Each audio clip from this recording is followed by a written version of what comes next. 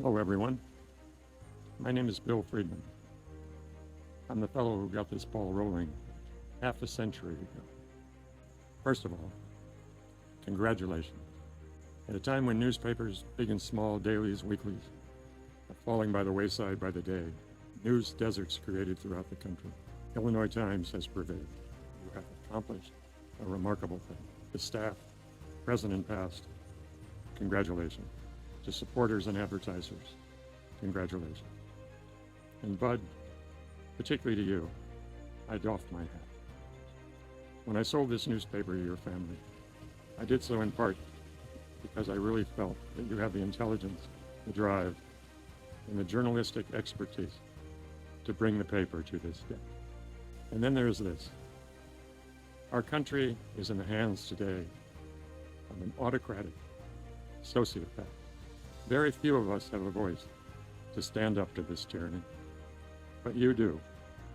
You have Illinois Times, a newspaper, a strong and healthy newspaper in an important state capital. I am sure, under Bud's leadership, you will use that voice well as you continue to go from strength to strength. Congratulations, Illinois Times. Congratulations to all of you. Thank you very much. Mazel y'all for keeping the presses rolling for half a century. Oops, that must mean I'm old. It started with a couple guys from Time magazine and a couple gals from Vassar, flying on the campaign trail with Dan Walker, covering Ronald Reagan's second unsuccessful run for the presidency, watching Dick Durbin parachute out of the sky for the beginning of his career.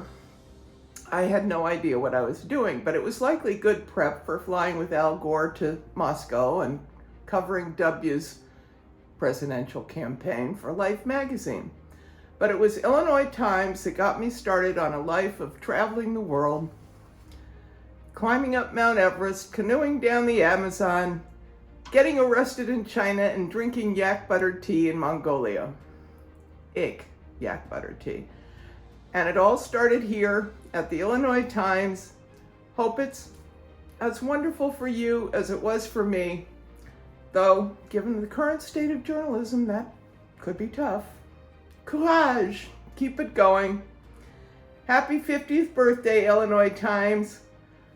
Let's go for 100. Greetings all. My name is Chris Skozinski, and I was in the production department of the Illinois Times. It was 1975, and I had recently graduated from Sangamon State University in Springfield with my degree in communications in a technological society. Because it was an alternative school, it taught me how to learn, not what to learn, and that came in handy because I had no idea how to be part of a newspaper. Jim was kind of the local connect for this group of four that blew in from the East Coast, Bill and Victoria and Alan and Claudia. They set a real high bar, and we all leapt at the chance to clear that bar. I was in the back room doing production on the typesetting machine. I was setting type and banging away on my machine and hanging up these wet galleys with little clothespins on strings on the sunny windows in the back room. And so I remember our work just being filled with laughter and bantering. I'm prouder still of how this beautiful little weekly newspaper is still going strong, still relevant, still excellent, and still staying strong in the face of the challenges of today's times. So congratulations, Bud. Congratulations to everybody who ever touched, worked, read, looked at this newspaper over these years, and cheers to 50 more years. Greetings, I'm Victoria Pope, and 50 years ago I was a staff reporter at the Illinois Times.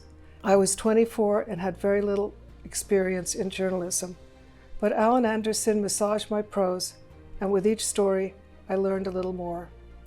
When I think back to those days, I am most struck about how different the process of producing the paper was from today. There was no internet, no email, and gathering information was largely done by interviewing people face to face. We wrote our stories on typewriters, and often what I sent to Alan was sheets of paper with lots of cut and paste sections. I mean really cut and paste, using scissors and Scotch tape. Alan edited on the same pages, and then the copy went to production manager Christine Skozinski, who typed it into a phototypesetting machine. The art director, Barb Donahue, laid out the pages. Barb and Chris made deadline day a blast, entertaining us with a stream of quips and jokes. Hello, I'm the late Jim Crowe. I came late to the project. All the starring roles have been cast. It's like Hollywood. It depends on the writing. In this case, it worked. I was named a contributing editor, although I didn't contribute anything to the contents of Volume 1, Number 1. And that was, back then, they could get my opinions without even paying for it. I kept coming back week after week because the project and the people were the most interesting things going on in Springfield, and because any outfit where no one was doing exactly what he or she had been trained to do fit my vitae perfectly. I was the stray cat they never should have fed, because after that they couldn't get rid of it, and I'm very grateful. Hi, my name is Alan Anderson. I joined Time magazine as a science reporter, where I met Bill Friedman. He began talking to me about a return to his native Springfield, where he fantasized that we might be able to build a new model of journalism with more independence, breadth, and roots in the local community. Bill's father, Lester, opened many doors and cheered us on. Advertisers sensed our enthusiasm and bought space. We managed to rent a historic house just down the block from the Lincoln home. Our overqualified staff were willing to work for ridiculously low wages. After about 3 years, Bill and I were played out, and luckily Bud Farrar arrived to take over. As I and others have written elsewhere, I'm proud of the role our staff played in growing the IT from a vague idea to a vigorous voice for the downstate. I wish the current staff of Springfield journalists has as much satisfaction as we have found at our time. Thanks very much. See you next time around.